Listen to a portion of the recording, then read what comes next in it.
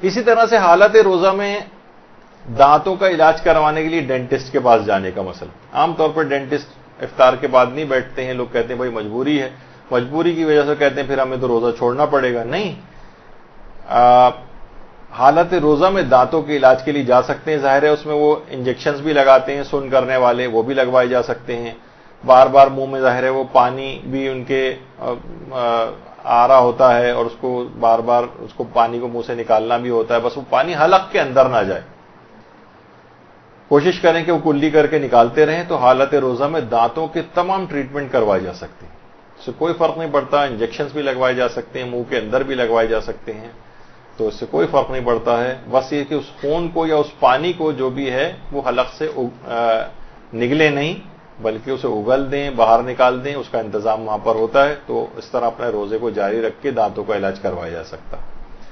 اچھا, اسی طریقے سے بہت سارے افراد ہوتے ہیں وہ بہت پریشان ہوتے ہیں کہ مسوڑوں سے عام طور پر بہت سے لوگوں کو ہوتا ہے کہ برش کر رہے ہیں تو کچھ خون نکل رہا ہے, یا ویسے بھی الگ سے بھی کچھ خون آتا رہتا ہے.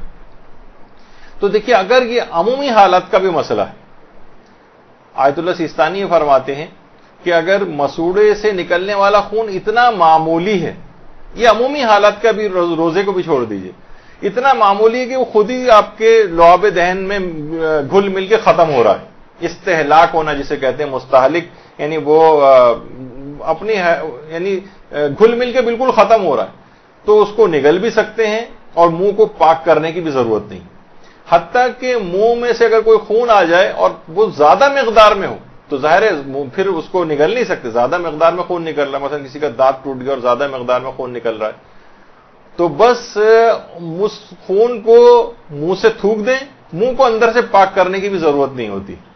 آغا سیستانی فرماتے ہیں, یعنی عمومی حالات کا میں بتا رہا ہوں. عام طور پہ لوگ بہت پریشان ہوتے ہیں, بہت سے لوگ اتنا پریشان ہوتے ہیں کہ صاحب نے باقاعدہ یعنی مسئلہ پوچھا, وہ سخت پریشان تھے. خیر یہ مسئلہ آگے چل کر آنا بھی ہے اسی درس کے اندر, کہ مثلا اگر منہ میں کسی کے جو ہے وہ بار بار تھوک پیدا ہو رہا ہے تو وہ سوچتے ہیں کہ اس کو نگلنے کی ہمیں اجازت نہیں, ہمارا تو روزہ خراب ہو جائے گا. دن بھر بیچارے تھوک تھوک کے پریشان ہیں, ان کی زندگی اجیرن ہوئی جا رہی تھی. پھر ان کو مسئلہ بتایا تو کہیں جا کے سکون اور چین ان کی زندگی میں آیا. تو بس خون کے اندر یہ کہ بہت زیادہ مقدار میں تو صرف تھوک دینا کافی, لیکن کم, اتنی معمولی اور کم مقدار ہے کہ وہ تھوک میں گھل مل کے ختم ہو رہی ہے, تو نہ اس کو باہر نکالنے کی ضرورت ہے, نہ منہ کو پاک کرنے کی ضرورت ہے, نہ روزے کے اوپر کوئی فرق پڑتا.